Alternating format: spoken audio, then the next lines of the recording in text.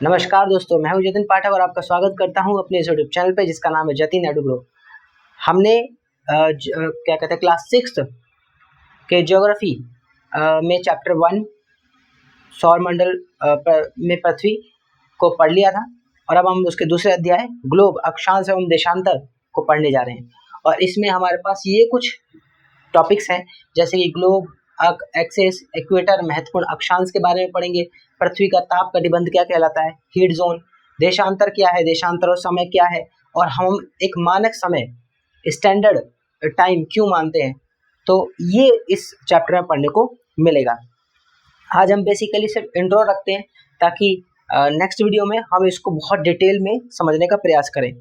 तो इंट्रो से शुरू करते हैं कि पिछले अध्याय में आप पढ़ चुके हैं कि हमारी पृथ्वी गोलाकार नहीं है। ये तो हमने क्लियरिटी के साथ समझा था कि हमारी जो धरती है वह एक्चुअल में पूरी गोल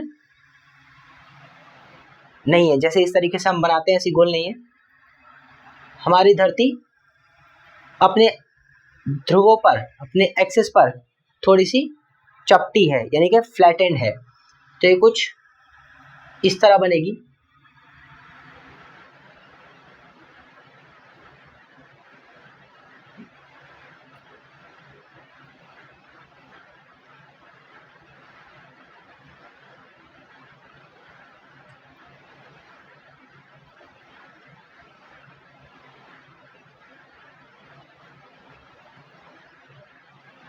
यानी कि यहाँ से थोड़ी सी दबी हुई, ऊपर से और नीचे से एक संतरे के आकार जैसी, और इसको हम बोलेंगे जियोइड।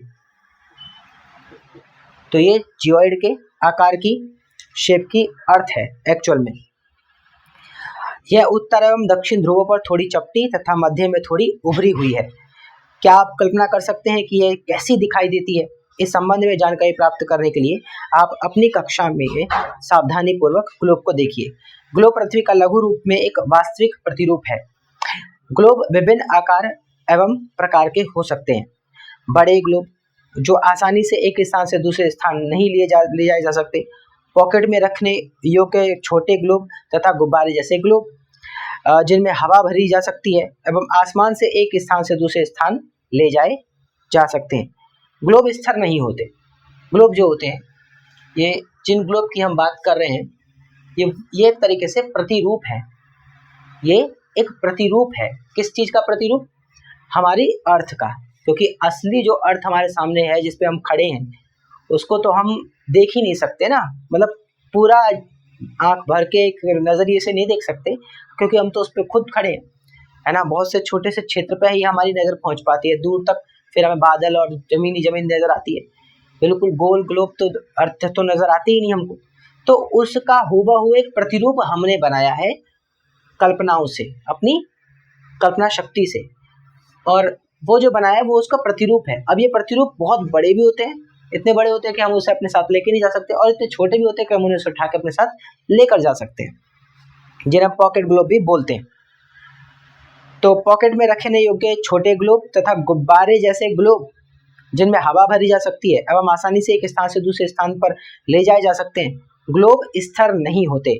अर्थ स्थिर है, ग्लोब जो उसका प्रतिरूप है वह स्थिर नहीं होता। इसे उसी प्रकार घुमाया जा सकता है जैसे कुम्हार का पहिया या लट्टू घूमता है, ठीक ऐसे घुमा सकते हैं। ग्लोब पर देशों, महाद्वीपों और महासागरों को उनके सही आकार में दिखाया जाता है।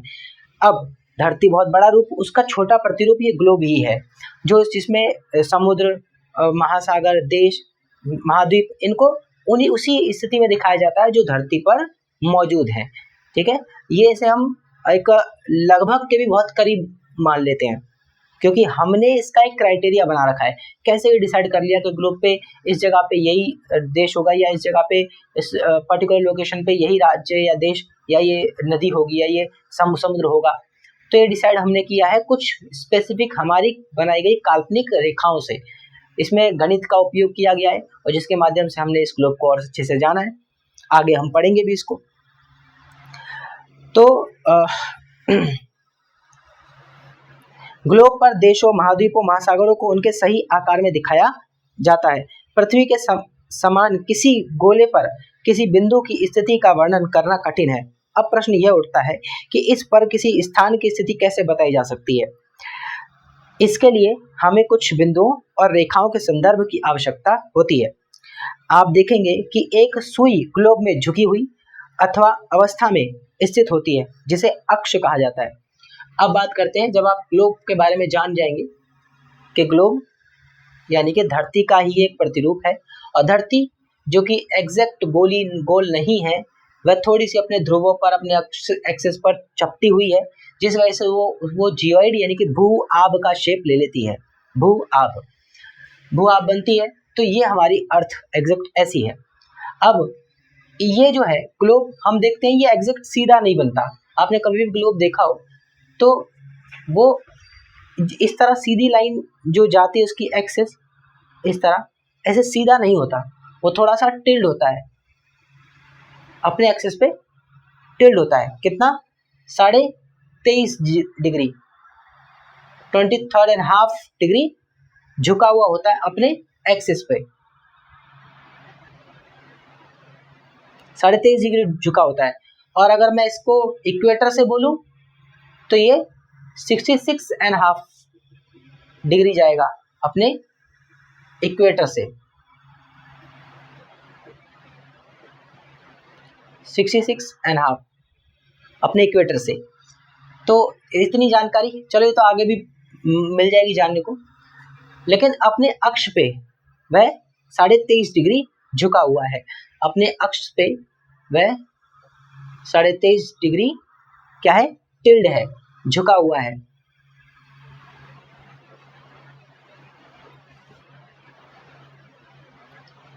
तो इसको अक्ष कहते हैं। अक्ष मतलब उत्तरी और दक्षिणी पोल, ठीक है, अपने पोल पे अपने एक्सिस पे थोड़ा सा झुका हुआ है। ग्लोब पर वह दो बिंदु जिनसे होकर सुई गुजरती है उत्तर तथा दक्षिण ध्रुव है। ग्लोब को इस सुई के चारों ओर पृथ्वी की भांति पश्चिम से पूर्व की ओर घुमाया जाता है। हम क्या देखते हैं कि सूरज पूर्व से पश्चिम की ओर जाता है, क्योंकि धरती की रोटेशनल जो स्थिति है वो पश्चिम से पूर्व की तरफ है, यानी कि वह पश्चिम से पूर्व की तरफ घूमती है, ठीक है, एंटी क्लॉकवाइज। जिस वजह से हम देखते हैं कि वह सूर्य के चक्कर लगाते वक्त हमें सूरज पूर्व से पश्चिम में जाता हुआ नजर आता है, क्योंकि वह उसके घूमने की जो गतिविधि है वह पश्चिम से पूर्व की तरफ है, ईस्ट टू वेस्ट रोटेट होता है अर्थ अपनी ही एक्सिस पे, ठीक। ये बहुत इंपॉर्टेंट जानकारी है, और फिर आगे जब इसको और पढ़ेंगे तो और अच्छे से इलेबोरेट करके समझेंगे। ग्लोब पर वह दो बिंदु जिनसे होकर सुई गुजरती है उत्तर तथा दक्षिण ध्रुव हैं, और ग्लोब को इस सुई के चारों ओर पृथ्वी की भांति पश्चिम से पूर्व की ओर घुमाया जा सकता है। लेकिन याद रखें, इन दोनों में एक अंतर है। पृथ्वी पर वास्तव में ऐसी कोई सुई नहीं होती है, यह अपने अक्ष पर चारों ओर घूमती है, और जो एक काल्पनिक रेखा है। अब एक्चुअल में क्या ऐसी कोई रेखा धरती पर है जो हमने यहाँ पे बनाई? नहीं, वास्तविक रेखा नहीं है, लेकिन ये काल्पनिक रेखाएं हैं जो हम अपने सुटेबिलिटी के अनुसार बना रहे हैं, ताकि हम लोकेशन को मेजर कर पाएं, माप पाएं, इसके लिए ऐसा हम कर रहे हैं। बाकी असली धरती पर ऐसी कोई रेखाएं नहीं है।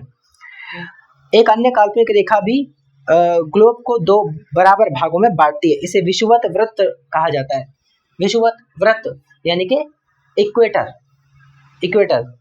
तो इस तरीके से ये जो है ये एक एक्सिस लाइन है, और ये अपने पोल पर, ठीक है, अपने पोल पर, अपने ध्रुव पर, उत्तरी ध्रुव और दक्षिणी ध्रुव, ठीक है, अपने पोल पर ये थोड़ी सी टिल्ड हो जाती है अपने एक्सिस पर 23.5 डिग्री। इक्वेटर क्या है?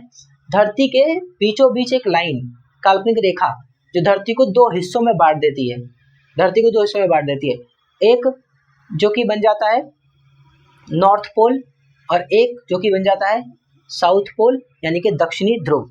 तो उत्तरी ध्रुव और दक्षिणी ध्रुव, विषुवत वृत्त ये 0 लाइन होती है, यानी कि इसको हम मानते हैं कि ये 0 डिग्री पर है, 0 डिग्री पर है।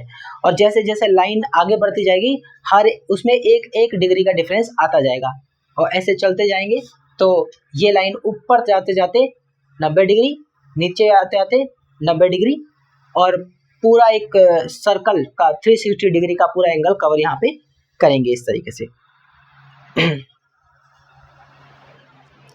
तो पृथ्वी के उत्तर में स्थित आधे भाग को उत्तरी गोलार्ध तो दक्षिण वाले आधे भाग को दक्षिणी गोलार्ध कहा जाता है। जैसा मैंने अभी कहा कि ऊपर वाले पार्ट को नॉर्थ पोल या फिर नॉर्थ हेमिस्फेयर बोलते हैं। हेमिस्फेयर मतलब आधा भाग, हेमी मतलब आधा, स्फेयर मतलब गोलाकार, तो आधा गोलाकार भाग यानी कि कुछ ऐसा भाग, तो इसे बोलते हैं हेमिस्फेयर।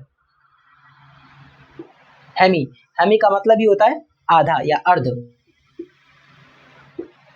ठीक है।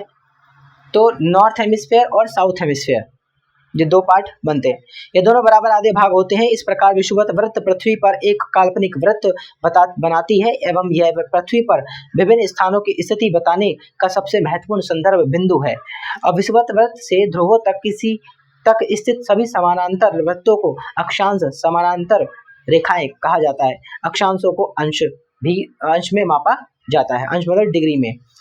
विषुवत वृत्त शून्य अंश अक्षांश को दर्शाती है। चूंकि विषुवत वृत्त से दोनों तरफ ध्रुवों के बीच की दूरी पृथ्वी के चारों ओर के वृत्त का 1/4 है, अतः इसका माप होगा 360 डिग्री यानी 360 अंश, जो कि 1/4 यानी 90 अंश। इस प्रकार 90 अंश उत्तरी अक्षांश उत्तर ध्रुव को दर्शाता है और 90 अंश दक्षिणी अक्षांश यानी दक्षिणी ध्रुव को दर्शाता है, यानी कि 1/4 पार्ट।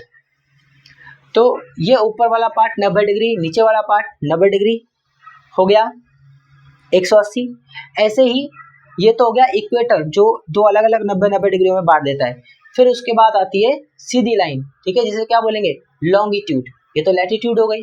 लॉन्गिट्यूड भी दो पार्ट में डिवाइड करता है, एक अगेन पार्ट 90 और दूसरा अगेन पार्ट 90।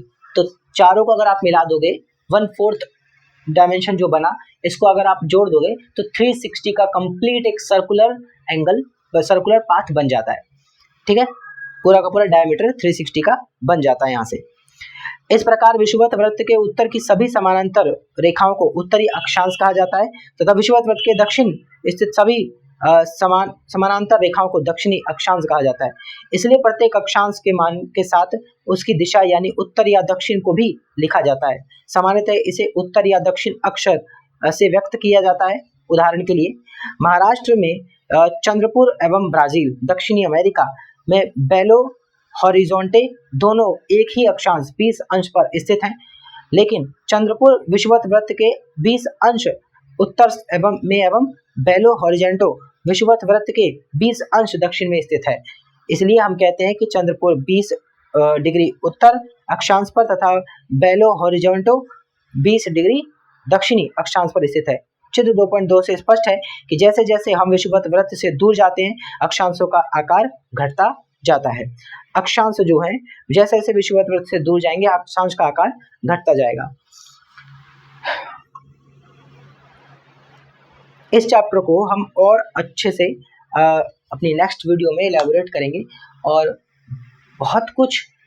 पहले तो इन टॉपिक्स पे आने से पहले ग्लोब के बारे में, ग्लोब की लाइंस, इसके पोल, इसके एक्सिस के बारे में, इसकी कितनी सारी चीज़ें हैं, कितने डिग्री पर ये झुका हुआ है, फिर क्या होती हैं ये सारी की रेखाएं, पहले इस पे ही डिस्कस करेंगे हम। यानी कि अभी का इंट्रो सिर्फ ये था बताने का कि हम उस धरती के बारे में जिस पे हम रहते हैं, जो हमारा घर भी है, उसके बारे में बेसिक सारी चीज़ें, जिसके ज़रिए आज हम देखते हैं कि कौन सा राज्य कहाँ है, कौन सा देश कहाँ है ना, ये पता लगा पाते हैं, लोकेशन ट्रैक कर पाते हैं धरती पर रहकर।